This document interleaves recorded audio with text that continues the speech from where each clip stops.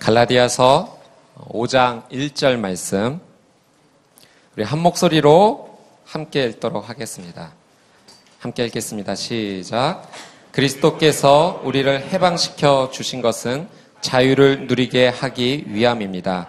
그러므로 굳건히 서서 다시는 종의 멍에를 매지 마십시오. 아멘. 예, 은혜와 자유라는 제목으로 이재훈 담임 목사님께서 귀한 말씀을 선포해 주시겠습니다. 우리 축복의 박수로 귀한 말씀 청해 듣도록 하겠습니다. 할렐루야.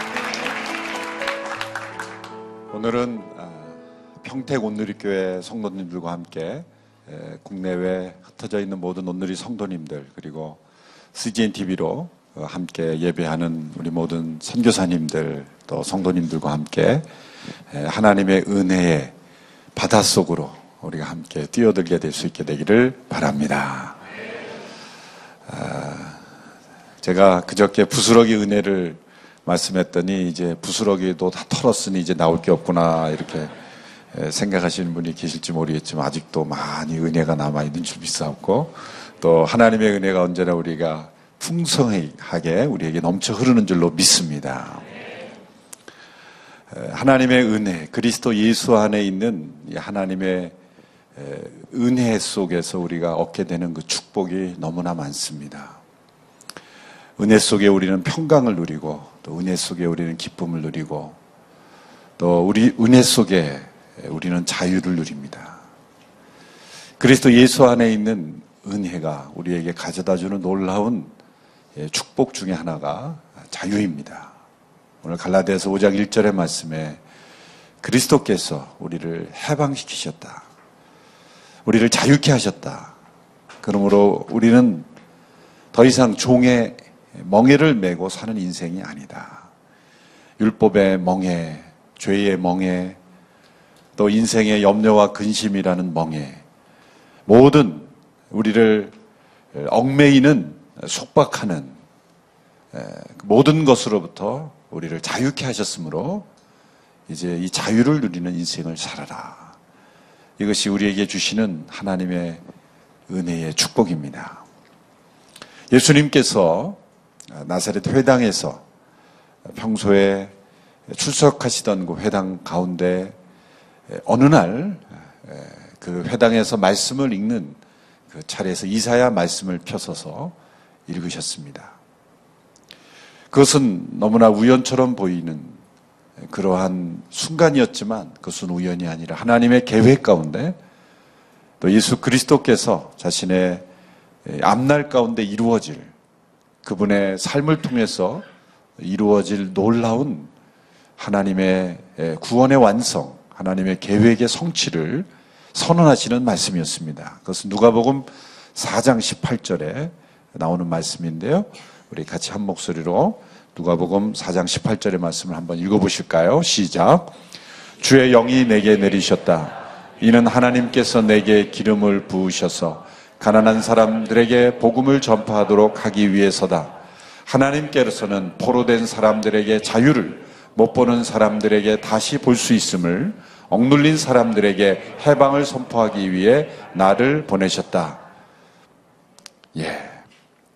그 다음에 그 19절 말씀 초반부에 보면 이런 말씀이 있습니다. 주의 은혜의 해를 선포하도록 하기 위함이다. 거기까지 읽었어야 되는데 제가 18절만까지만 전해드렸습니다. 주의 은혜의 해를 선포하게 하려 합니다. 가난한 자에게 복음이 전해지는데 포로된 자에게 자유를, 억눌린 자에게 해방을, 보지 못하는 자에게 다시 보게 됨을 전하는 것인데 그것은 바로 주의 은혜의 해를 전파하는 것이다. 이 은혜의 해라는 것은 희년을 의미합니다.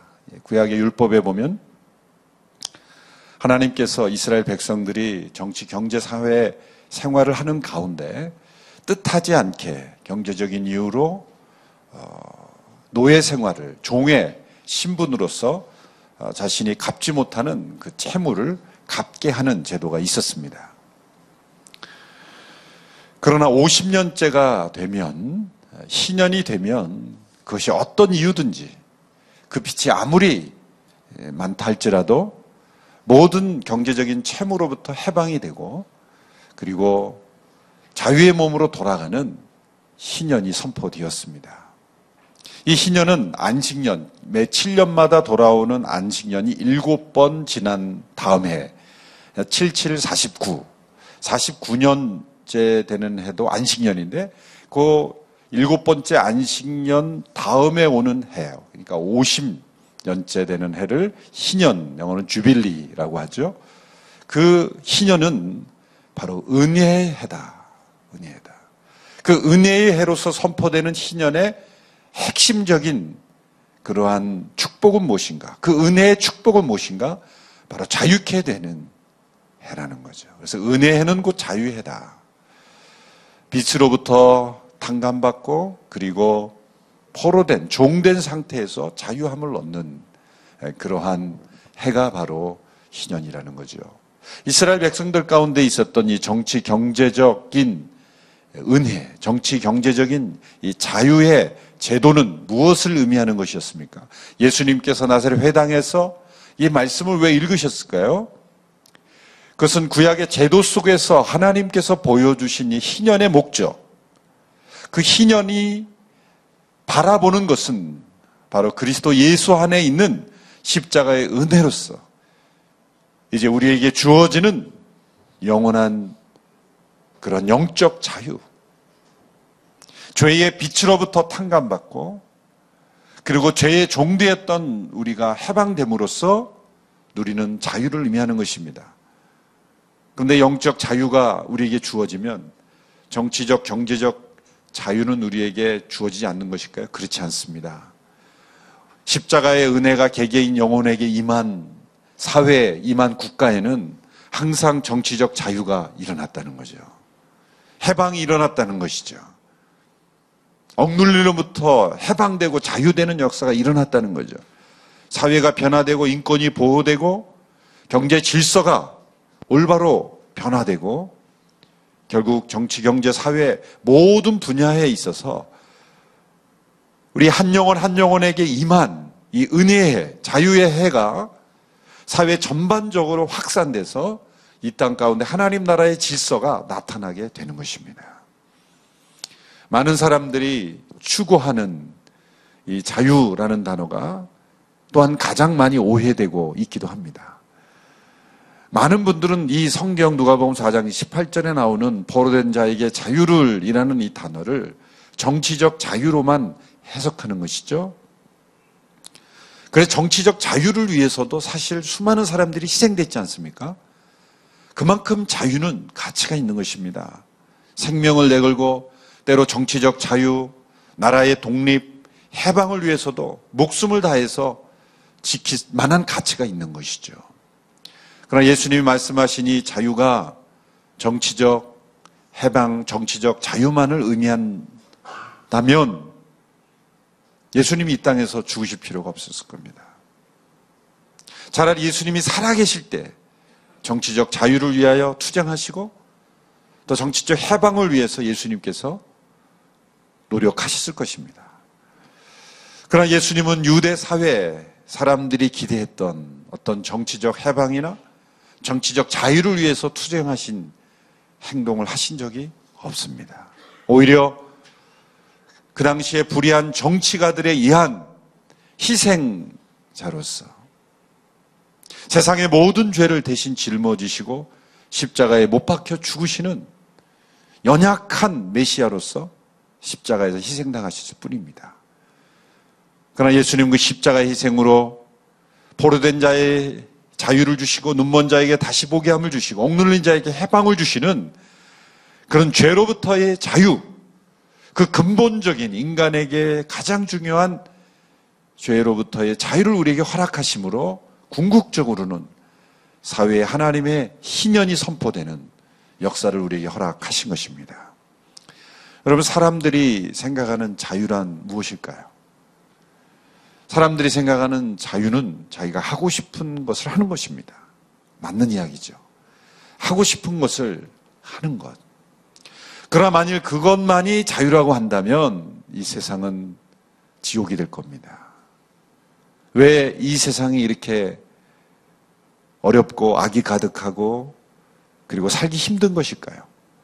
너무나 많은 사람들이 하고 싶은 대로 하기 때문입니다. 자유란 하고 싶은 대로 하는 것만으로 정의할 수 없습니다. 절반밖에 되지 않습니다. 진정한 자유란 하고 싶은 것을 할 뿐만 아니라 해야 할 것을 하는 것입니다. 해야 할 일을 하는 것입니다. 더 정확한 정의는 이 두 가지가 합쳐지는 것이죠. 진정한 자유를 누리는 사람은 해야 할 일을 하고 싶어지는 것입니다. 내가 하고 싶어 하는 일이 진정 내가 해야 할 일이라면 그 사람은 진정 자유를 누리며 살아가는 인생일 겁니다. 우리의 삶 가운데 이 자유가 무엇인지를 깨달을 수 있는 많은 어떤 경험들이 있죠. 일상생활 속에 예를 들면 스포츠 경기를 보십시오. 모든 경기가 이루어지려면 룰이 있어요. 규칙이 있죠. 농구 선수는 손으로 공을 다뤄야 합니다. 농구 선수가 멀리 보내고 싶다고 발로 차면 되겠습니까? 축구 선수가 골키퍼를 제외하고는 다 발로 차야 되는데 발로 차는 게 정확하지 않으니까 손으로 들고 뛰면 되겠습니까? 물론 미식 축구는 손으로 들고 뜁니다. 그러나 일반 축구는 사커는 다 발로 쳐야 되죠. 내가 하고 싶은 대로 그 경기 규칙을 어기는 순간 그 사람은 운동할 자유를 잃어버리는 겁니다. 나는 자유롭게 운동했지만 그 순간 그 사람들은 자유를 잃어버리게 되는 거죠. 바닷속에 있는 물고기가 그 물속에 있어야 자유로운 것이죠. 그런데 그 바닷속에 있는 물고기가 내가 왜 이 물속에만 있어야 되는가? 나도 좀 이 물로부터 좀 자유롭다. 이 물로부터 좀 벗어나고 싶다. 그런 열망에 사무쳐서 바닷속에 있는 물고기가 육지로 튀어나온다면 어떻게 되겠습니까? 그 순간 이 식당에 사시미로 발견될 겁니다. 육지에 있는 동물이 내가 왜 육지만 뛰어다니는 나도 저 바닷속에서 자유롭게 헤엄치고 싶다라고 빠져드는 순간 익사하게 되는 것이죠. 하늘을 나는 새가 내가 왜 하늘만 날아다녀야 되는가? 나도 육지에 있는 생물처럼 저렇게 뛰어다니고 싶다. 그래서 그 가냘픈 새로 열심히 뛰어다닌다면 어떻게 되겠습니까? 새 다리가 부러지죠. 새는 하늘을 날아야 자유롭고 생물은 육지를 뛰어다녀야 자유롭고 물고기는 물속에 있어야 자유롭지. 진정한 자유란 무엇입니까? 어떤 그 자유를 누리기 위해서는 어떤 규칙이 주어진다는 거예요. 모든 존재하는 것에는 목적이 있고 그 목적을 이루기 위해서는 규칙과 한계가 주어지고 그 규칙과 한계를 지키는 한에서 그 존재는 자유로울 수 있는 겁니다. 자유란 그것이 존재하는 목적에 따른 규칙을 지키는 한 자유로워질 수 있는 겁니다. 그렇다고 하면 우리 인간에게 있어서 자유란 무엇일까? 그것은 하나님 인간을 창조하신 목적대로 그 목적을 이루기 위해서 주어진 규칙이 있고 그 규칙을 지키는 한 인간은 자유로울 수 있는 겁니다. 그것은 뭘까요? 인간은 피조된 존재라는 것. 그리고 인간은 하나님을 의지하며 순종하며 살아가야 하는 존재라는 것.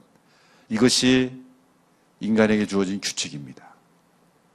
인간이 자유로울 수 있는 것은 이 규칙을 지키는 한 자유로울 수 있는 것입니다. 하나님께서 창조하신 아담과 하와에게 단 한 가지의 규칙을 제외하고는 거의 무한대의 자유를 주셨어요. 동산 중앙에 있는 나무의 실과를 먹지 말라고 하시는 이 단 한 가지의 금지 명령, 이 규칙을 지키는 한 인간은 자유로울 수 있었습니다. 무엇을 하든지 그가 원하는 무엇이든지 그는 할 수 있었어요. 생물에게 이름을 지으면 그것이 이름이 되었고 제한이 없었습니다. 단 한 가지의 규칙 외에 단 한 가지의 금지의 명령만 지키는 것이 인간에게 주어진 유일한 한계요, 유일한 규칙이었어요. 인간은 이 규칙을 지키는 한 인간은 자유로울 수 있었던 겁니다. 저는 왜 이 한 가지 금지 명령만 주셨을까? 이렇게 생각해 보면 두 가지 이상을 주셨으면 기억력이 부족해서 헷갈려서 어겼다라고 주장할까 봐. 단 한 가지만 주신 거예요. 단 한 가지. 그거 먹지 말라. 그 먹지 말라 한 명령만 지키는 한 인간은 자유로울 수 있었던 거예요. 어느 날 아담과 하와는 사단의 꼬임을 받아 이렇게 생각하게 되었죠. 우리가 정말 자유인이 되려면 규칙이 없어야 된다. 이 한 가지 규칙이 있는 한 우리는 자유롭지 못하다. 왜? 나에게 주어진 자유로 하지 말아야 되는가? 그 규칙을 깨뜨리고 싶은 그런 마음이 생겨난 것이죠. 그러는 날 그 규칙을 넘어섰습니다. 그 순간 인간은 자유를 잃어버렸어요.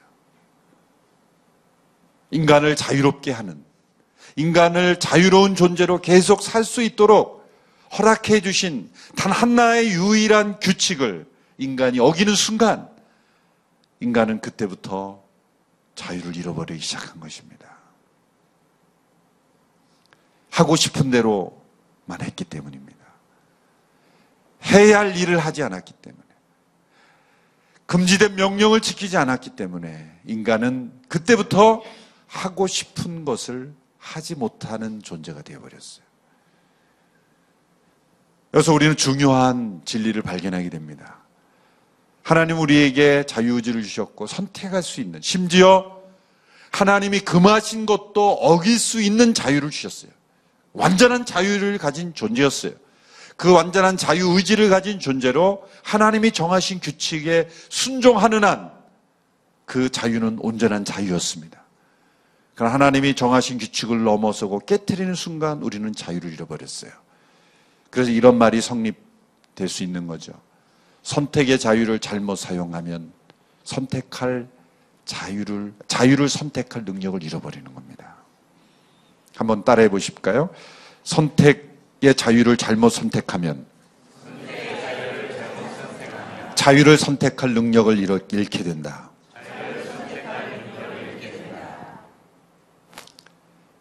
해야 할 일을 하지 않으면 하고 싶은 것을 하지 못하게 됩니다.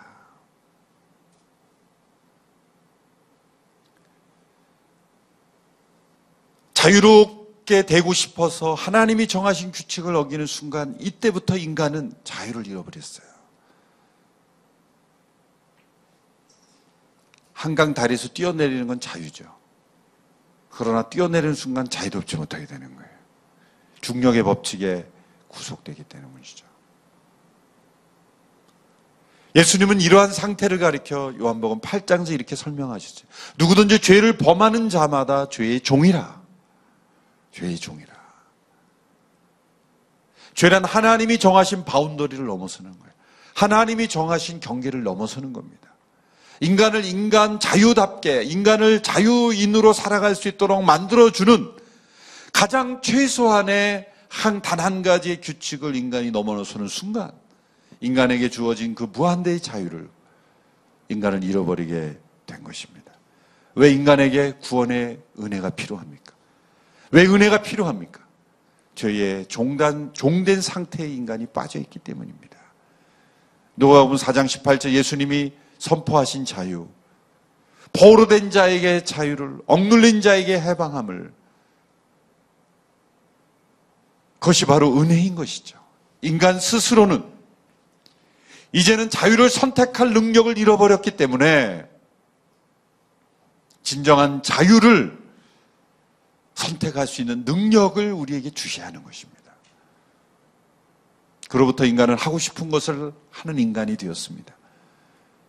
그러나 하고 싶은 것을 하는 것이 자유가 아니에요.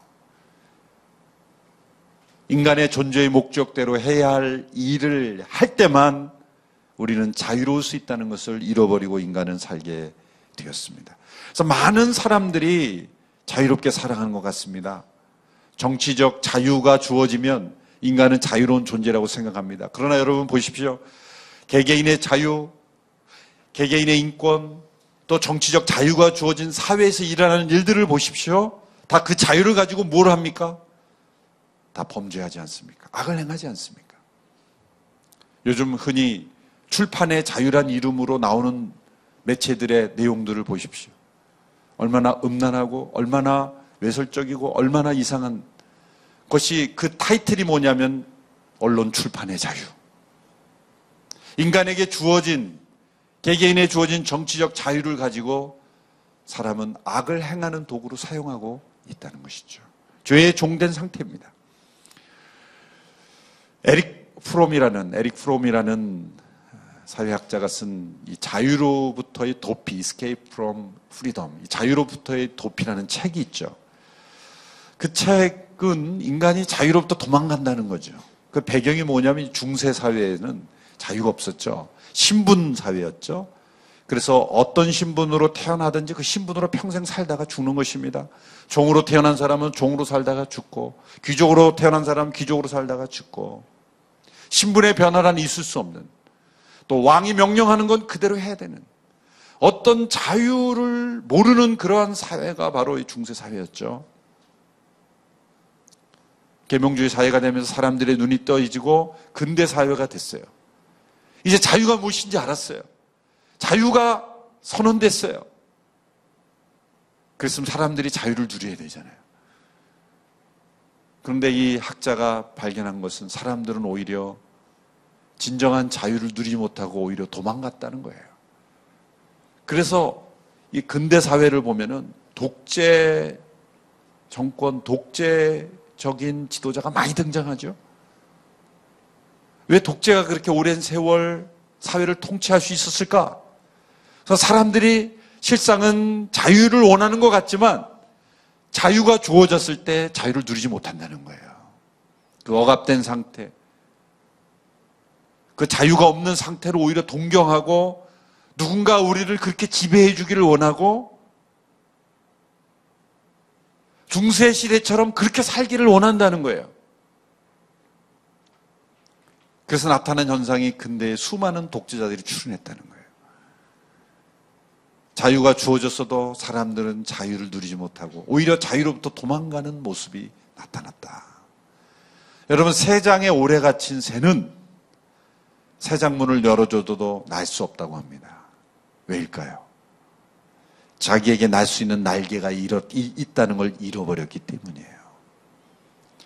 하늘을 자유롭게 날 수 있는 새이지만 세상에서 안락한 환경에서 주인이 가져다주는 먹이를 먹으면 자라난 그 새는 새 장문이 열어줘도 하늘을 나는 법을 잃어버렸기 때문에 날개가 있어도 날지 못한다는 거죠. 우리 인간의 모습이죠. 자유로부터 오히려 도피하는 모습. 자유가 주어졌지만 자유가 무엇인지 모르고 있는 인간의 모습, 그것이 바로 죄의 종된 모습이다라는 것이죠. 아주 오래된 영화 쇼생크 탈출이라는 그런 영화가 있죠. 그 영화에 보면은 그 흑인, 아주 나이든 흑인 배우가 여러 번 그 석방될 수 있는 길을 잃어버리고 결국 뭐 몇십 년 만에 이제 가석방에 대해서 나오는데 한 마켓에서 일을 하죠. 마켓에서 일을 하는데 그 영화 장면에서 이 사람이 자꾸 손을 들어요. 갑자기 일하다가. 그럼 매니저가 무슨 일인데 가보면 질문하는 게 저 화장실 좀 가도 되겠습니까? 화장실은 당신이 가고 싶은 데 가는 거야.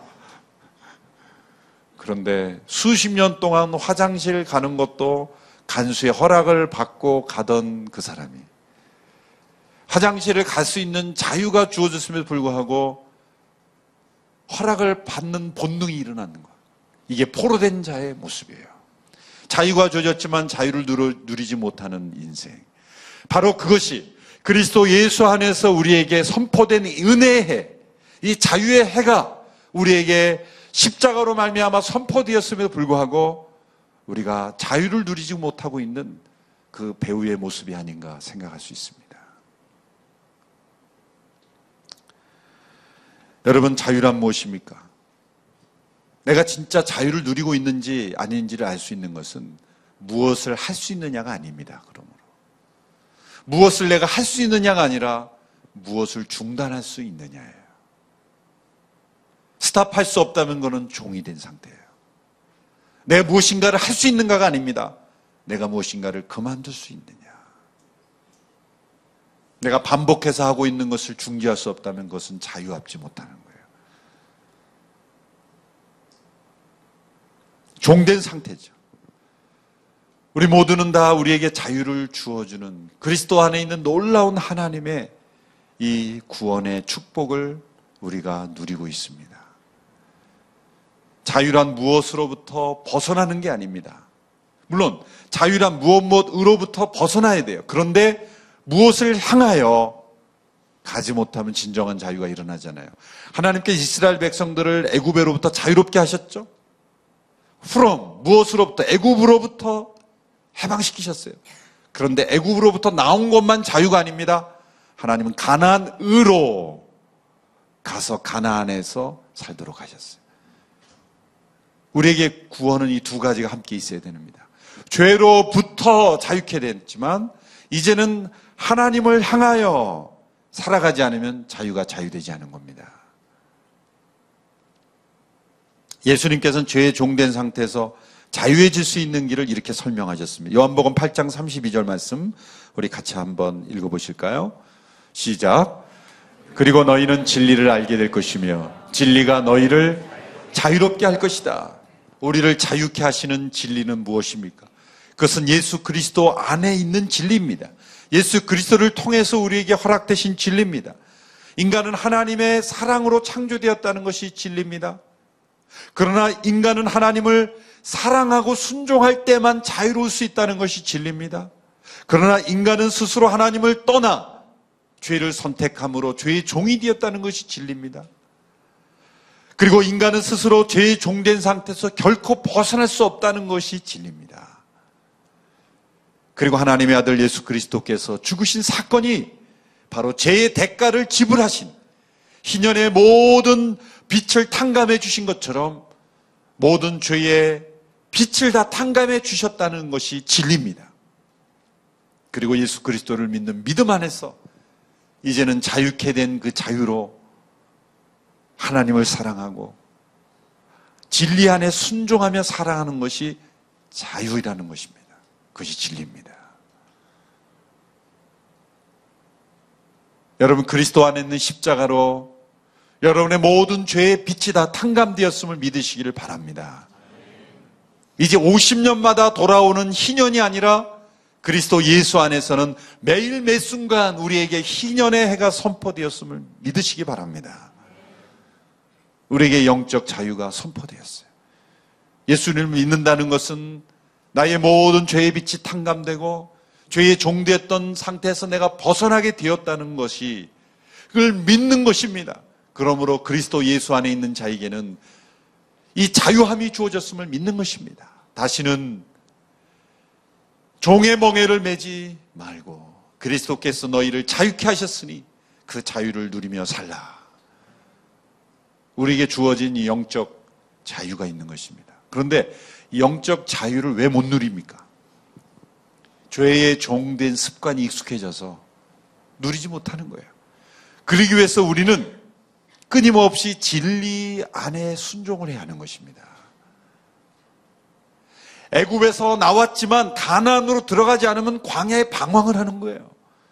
그러면 사람들은 후회하게 됩니다. 왜 애굽에서 나와서 이렇게 힘드냐? 가나안으로 가면 될 것을 사람들은 가나안으로 향하는 진리에 순종하지는 못하고 애굽만 동경하는 거예요. 그래서 광야의 기간은 애굽에서의 종된 상태의 습관이 남아있는 상태예요. 왜 인생이 왜 광야 같은 인생의 방황을 경험한지 아십니까? 분명히 내가 그리스도 안에서 자유로운 것 같은데 왜 자유가 없는 인생을 살지 않습니까? 한 가지는 가나안으로 들어가지 않아서 그래요. 가나안으로 들어가는 게 뭡니까?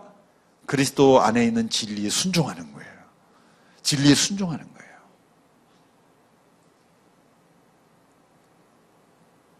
여러분, 하늘 나는 비행기를 보십시오. 새처럼 하늘을 나는 그 비행기를 보면 참 신기하지 않습니까? 어떻게 이 무거운 그 철덩어리가 그 무거운 그 수많은 짐을 싣고 수많은 사람들을 태운 비행기가 어떻게 안 떨어지고 하늘을 나는지 여러분 신기하지 않으세요? 저는 비행기 탈 때마다 신기한데 아직도 어린아이 같아서 그런지 뜨면 야, 참 신기하다. 이게 어떻게 하늘을 뜰까? 혼자 날라보려고 아무리 발버둥 쳐도 떨어지는데 어떻게 비행기가 뜰까? 여러분 그거 아시잖아요. 그런 어떤 법칙을 적용하고 있기 때문이에요. 또 다른 어떤 공기역학의 법칙을 적용하는 거예요. 일정한 속도와 연료와 압력과 어떤 과학적 법칙을, 중력의 법칙을 거스를 수 있는 그런 법칙을 계속 적용하기 때문에 하늘을 나는 거예요. 만일 계속적으로 연료가 공급되고 기계가 고장나지 않고 그 법칙을 계속 유지하는 한 그 비행기는 계속 하늘을 날 수가 있는 거죠. 그렇게 해서 띄운 게 위성 아닙니까? 계속 하늘을 날게 하는 거예요. 물론 수명은 있지만 어떤 조건만 적용된다면 중력의 법칙을 벗어날 수 있는 거예요. 그렇다고 한다면 우리를 종되게 하고 우리를 끌어당기는 엄청난 중력의 법칙이 있어요. 이 세상에는 두 개의 중력이 존재해요. 하나는 이 지구 중심에서 끌어당기는 죄의 이 중력의 법칙이 있고, 또 하나는 우리 마음에서 끌어당기는 죄의 중력이 있습니다. 어떻게 우리가 죄의 종된 상태에서 벗어나 하늘 나는 비행기처럼, 그렇게 하늘 나는 새처럼 중력의 법칙으로부터 자유로울 수 있을까요? 그것은 진리의 법칙에 순종할 때 우리는 자유로울 수 있는 거예요. 진리라는 법칙에 순종하는 한 진리가 우리를 자유케 하고, 죄의 종된 상태에서 이제는 진리의 종된 상태로 우리가 변화됨으로써 이제는 자유를 누리게 되는 것입니다. 그래서 진리를 알지니 진리가 너희를 자유케 하리라 말씀하시는 거예요. 저는 진리를 무엇이라고 가장 잘 이해하냐면, 이 음악의 세계에 있어서 악보가 있잖아요. 그러면 어떤 악기를 연주하든지 간에 그 악기를 연주하는 연주자들을 보면은, 완전히 마스터 단계에 있는 그런 연주자들을 보면은 악보도 보지 않고 자유롭게 연주합니다. 얼마 전에 우리 정경화 교수님께서 우리 교회가 설립한 더 멋진 세상의 봉사대사로서 이렇게 수락을 하셔서 함께 이제 내년 올해 8월에 루안다도 같이 가고 또 6월에 자선 코스도 해주기로 하고, 그래서 제 방에서 함께 서로 이렇게 축복하면서 귀한 은혜의 시간을 가졌는데, 정경화 선생님이 연주하시는 걸 보면은 그 한두 시간 동안 악보도 보지 않고 너무나 자유롭게 연주하시는 거죠. 그 콘서트에서 만일 제가 너무 감동을 받아서 무대에 뛰어올라서 잠깐 악기를 좀 빌려주시죠. 저도 좀 자유롭게 한번 연주해 보고 싶습니다. 그래서 그 바이올린을 막 자유롭게 하면 어떻게 될까? 일단 줄이 끊어지겠죠? 그리고 나서 사람들이 몇 분 후에 다 나가겠죠? 왜 그럴까요? 저도 자유롭게 연주하는데. 그분의 그 포즈를 흉내내면서 자유롭게 그 바이올린을 켜는데 왜 사람들이 나가는 것일까요? 왜 얼굴을 찌푸릴 걸까요? 왜 그럴까요? 저는 악보에 하나도 순종하지 않았기 때문이에요. 그분이 자유롭게 연주하는 것 같지만 그것은 음의 법칙을 떠난 자유가 아니라 철저하게 화음의 법칙에, 때로는 그 악보를 약간 변조해서 연주하신다 할지라도 그거는 또 하나의 화음의 법칙에 속하게 됩니다. 화음의 법칙에 순종하지 않은 연주는 연주가 될 수 없는 거예요. 그 악보를 완전히 몸 안에 익숙해진 거죠. 처음부터 그렇게 되셨을까요? 한음 한음 순종하지 않았을까요? 그 음을 연주하기 위해서 그 자신의 몸을 복종시켜서 연주하는 수없이 많은 그러한 훈련과 순종 끝에 자유로운 연주가 가능하게 되는 거예요. 운동선수가 자유롭게 볼을 툭툭 차는데도 멀리 날아가고 정확하게 가는 게 얼마나 자유롭습니까? 그런데 운동 안 하던 사람이 갑자기 축구를 하려고 자유롭게 나는 쳤는데 볼은 내가 원하는 방향 정반대로 가는 거예요. 자유롭지 못한 거예요. 자유란 뭡니까? 진리의 법칙에 순종할 때 얻어지는 거예요. 그래서 이 자유를 누리기 위해서는 끊임없이 진리의 법칙에 순종해 나가야 되는 거예요. 그래야만 우리에게 그 자유가 더 풍성해지는 것입니다. 우리에게 주어진 자유를 또 하나 어떻게 해야 우리가 이 자유를 누리게 될까요? 갈라디아서 5장 13절에 15절의 말씀을 보면 우리에게 주어진, 은혜로 주어진 자유를 누린 또 다른 길을 이렇게 설명합니다. 우리 같이 한번 읽어볼까요? 5장 13절에 15절 시작. 형제들이여, 하나님은 여러분을 부르셔서 자유하게 하셨습니다. 그러나 그 자유를 육체의 만족을 위한 기회로 삼지 말고 도리어 사랑으로 서로 종노릇 하십시오. 왜냐하면 모든 율법이 내 이웃을 내 자신과 같이 사랑하라고 하신 한마디 말씀 안에서 완성되기 때문입니다. 그러나 만일 여러분이 서로 물로 뜯고 삼키면 피차 멸망할 것이니 조심하십시오.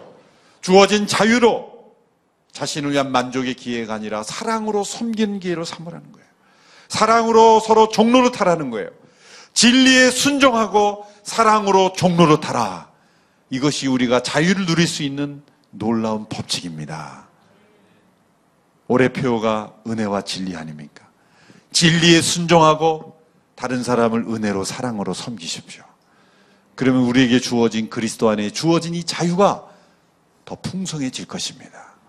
내가 자유인이라는 것을 느끼게 될 것입니다. 그러므로 우리는 무엇인가를 내가 하고 싶은 대로 하는 것이 자유지만 그 하고 싶어 하는 것이 뭐가 돼야 돼요? 진리에 순종하고 싶은 것이 내가 하고 싶어 하는 게 돼야 돼요.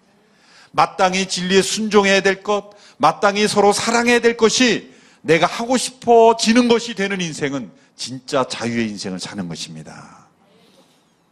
진리를 버리고 사랑하지 않는 것이 자유가 아니라 진리에 순종하고 사랑으로 서로 종노릇하는 것, 마땅히 해야 할 것, 하나님이 우리를 창조하셨을 때 의도하셨던, 먹지 말라는 것을 먹지 않는 상태에서 우리에게 의도하셨던 그 상태로, 그리고 그 이상의 상태로 우리가 회복되는 것, 그것이 우리가 자유 누리는 것입니다.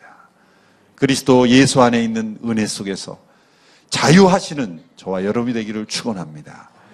그 자유로 진리 앞에 순종하고 그 자유로 사람을 서로 사랑하는, 서로 종노릇하는 그러한 자유, 하나님이 기뻐하시는 것을 행하는 자유, 그 자유의 풍성함을 누리는 2014년도 한 해가 되기를 주님의 이름으로 축원합니다. 기도하겠습니다. 예수 그리스도 안에 있는 십자가로 우리를 자유케 하심을 감사합니다. 죄의 종되었던 저희들을 자유케 하심을 감사합니다. 자유를 잃어버린 저희들에게 참된 자유를 허락하심을 감사합니다. 이제 십자가로 우리의 모든 죄의 종된 상태에서 자유케 하시고 모든 빛으로부터 해방시켜 주셨으니 이제는 진리에 순종하며 서로 사랑으로 종노릇하는 인생으로, 자유로운 인생으로 살게 하여 주시옵소서. 그리스도 예수 안에 있는 은혜로 우리를 해방시키셨으니 더 이상 종의 멍에를 매지 않고 자유한 인생으로 사는 우리 모두가 되게 하여 주시옵시고, 올 한 해 은혜와 진리 가운데 참된 자유를 누리는 복된 인생 다 되도록 우리 모든 성도님들을 축복하여 주시옵소서. 예수님의 이름으로 기도하옵나이다. 아멘.